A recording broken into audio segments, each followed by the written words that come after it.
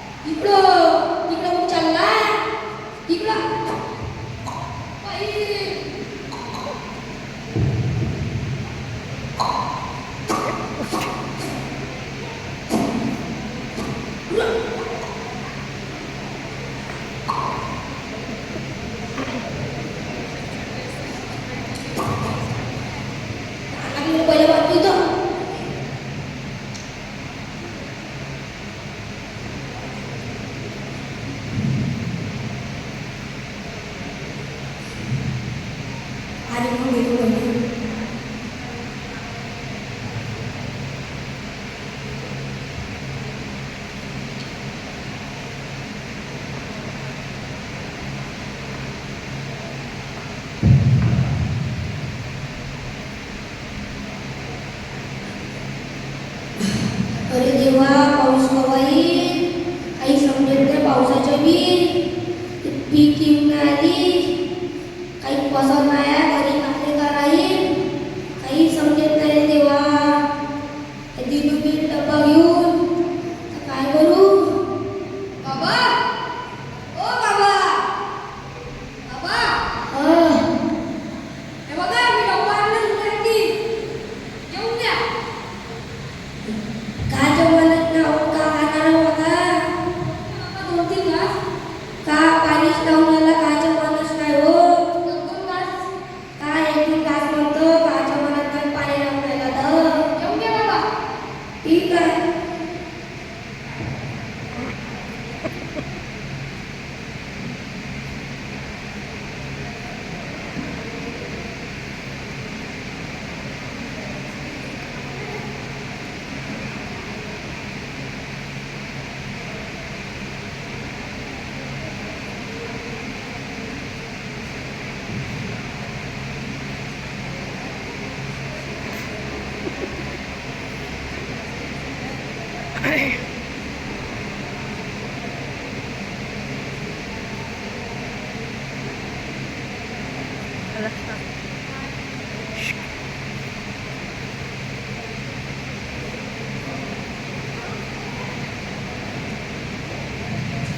अरे देवा,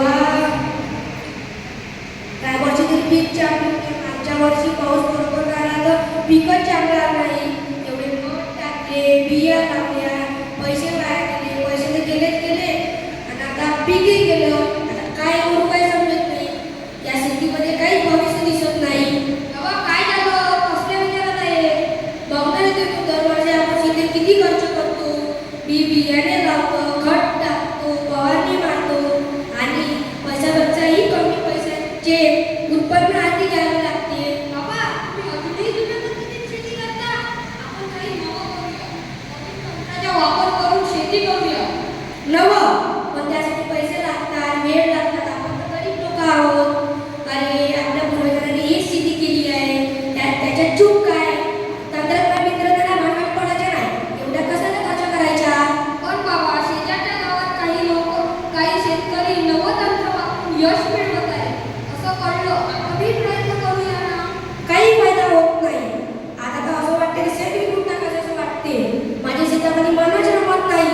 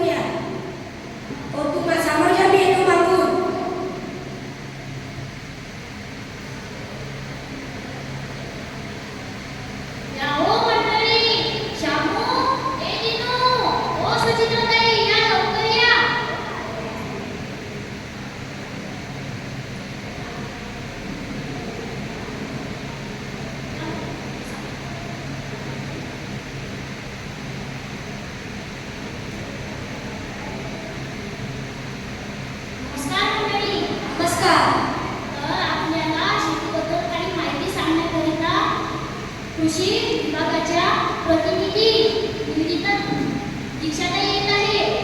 या दीक्षाताई.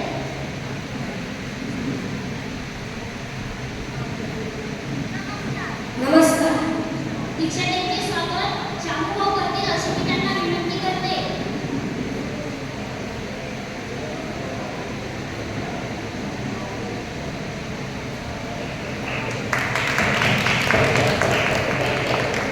बसा मॅडम.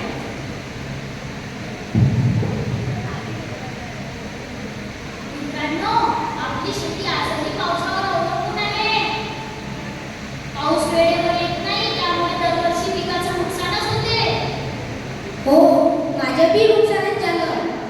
तर आपण काहीतरी नवीन करून बघायला हवं. हो, मी बाबाला हेच सांगितलं. बिजू भाऊनी बरोबर सांगितलं. मी हेच तर सर्व गावातील शेतकऱ्यांना समजून सांगण्यासाठी आले आहे. अतुल शेतीचे बरेच प्रकार आहेत. हो काय आहे? कोणकोणते प्रकार आहेत? हो सांगते. मोदीबाई, कोणकोणते प्रकार आहेत? हो सांगते. एरोपॅनिक शेती. एरोपॅनिक शेती? हो, एरोपॅनिक शेती. सेंद्रिय म्हणजे ऑर्गॅनिक शेती. ठिबक सिंचन पद्धती.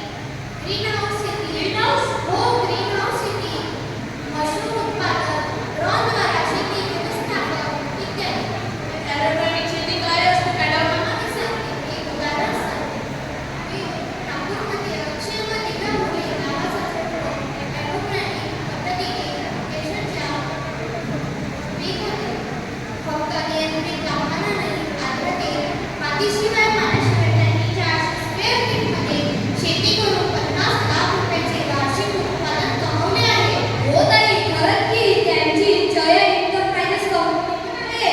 ते फक्त उत्पादनच करीत नाही, तर इतर शेतकऱ्यांना मार्गदर्शनही करतात. त्याचबरोबर प्रशिक्षणही देतात. म्हणजेच नाविन्यपूर्ण शेतीमध्ये खूप मोठी क्षमता आहे. हो हो, या नाविन्यपूर्ण शेतीबद्दल सांगायला श्री गायकवाड सर येत आहे. हो, हे गायकवाड सर कोण? ते नामावंत कृषी अधिकारी आहेत. चला साहेब आले. नमस्कार. नमस्कार. सगळे गावकरी मंडळी आले का? हो हो, आले. बसा बसा. गायकवाड सरांचे स्वागत दिनू करतील अशी मी त्यांना विनंती करते.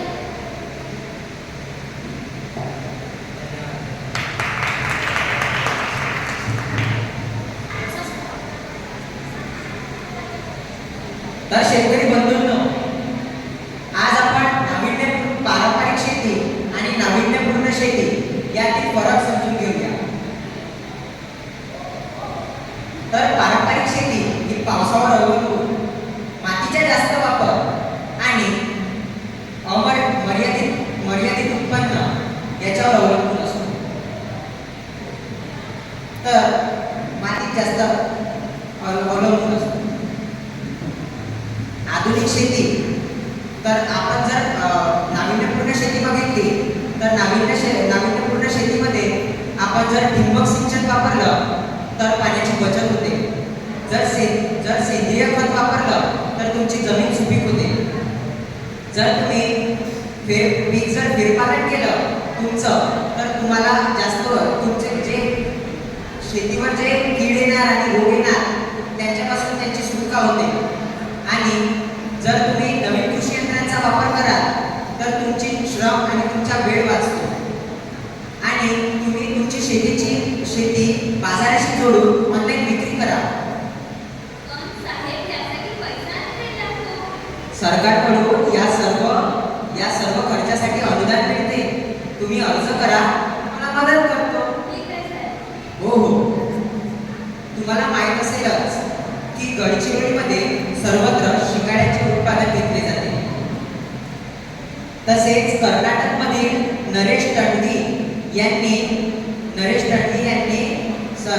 पूर्ण सेंद्रिय शेती करून जागतिक बाजारपेठ गाठली. महाराष्ट्रामधील अनेक शेतकरी ग्रीन हाऊस, पॉली हाऊस वापरून भाजीपाला आणि फुलांचे उत्पादन घेत आहेत. हो हो, तर तुम्ही सुद्धा अशा प्रकारे नवीन प्रयोग करा. हो हो, तर चला मी येतो. नमस्कार. नमस्कार.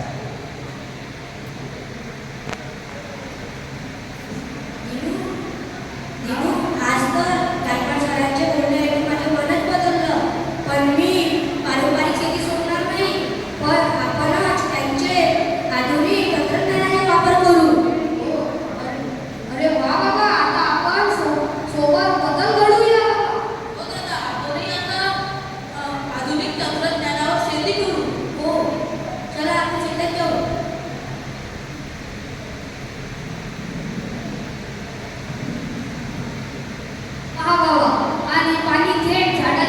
पुरेशी जाते. पूर्वीसारखं पाणी वाया जात नाही आणि खतही योग्य प्रमाणात मिळते. त्यामुळे झाड मजबूत होतात. हो रे, जमिनीमध्ये जीव आहे आणि जगल्यासारखे वाटायचं. पण आता हिरवीगार झाली आहे. हो बघा,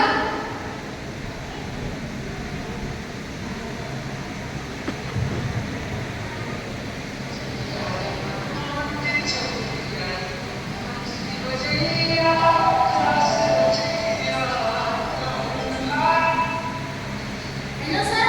हॅलो, कोण बोलत आहे? सर मी उघड्यावर बोलत आहो विजूभाऊ. विजूभाऊ, हा बोला ना विजूभाऊ. सर त्या दिवशी आपण सभा घेतली. हो हो. तर काही लोकांनी तुमच्या बोलण्यावरून नवीन तंत्रज्ञानाचा उपयोग केला आहे म्हणते. हो काय? तर चला तुम्ही येता का आपण त्यांच्या शेतामध्ये जाऊन बघूया. ठीक आहे ना, मी येतो थोड्या वेळात. या. हो हो. बघा इथे चांगले लागले. उद्या अरे, कुठले?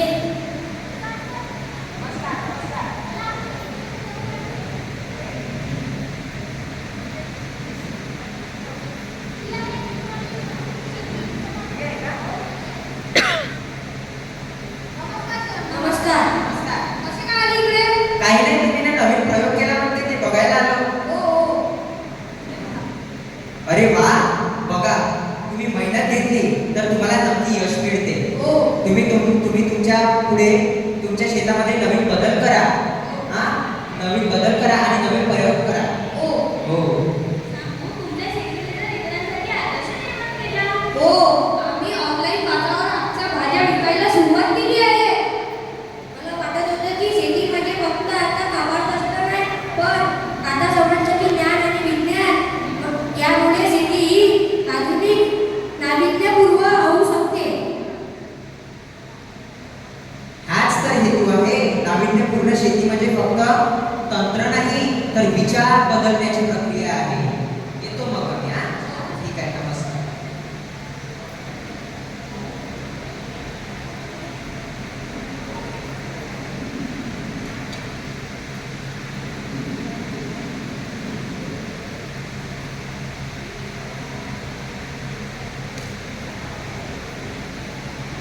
जे शेतकरी नवा विचार स्वीकारतात तेच काळाच्या ओघात पुढे जातात.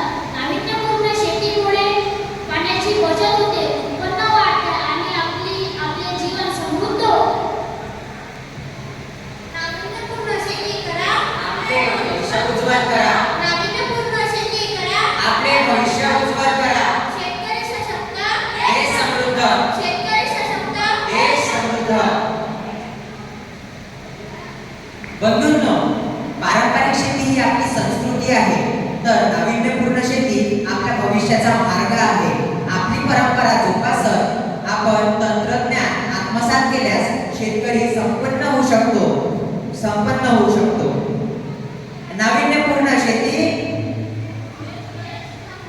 नाविन्यपूर्ण शेती देशाची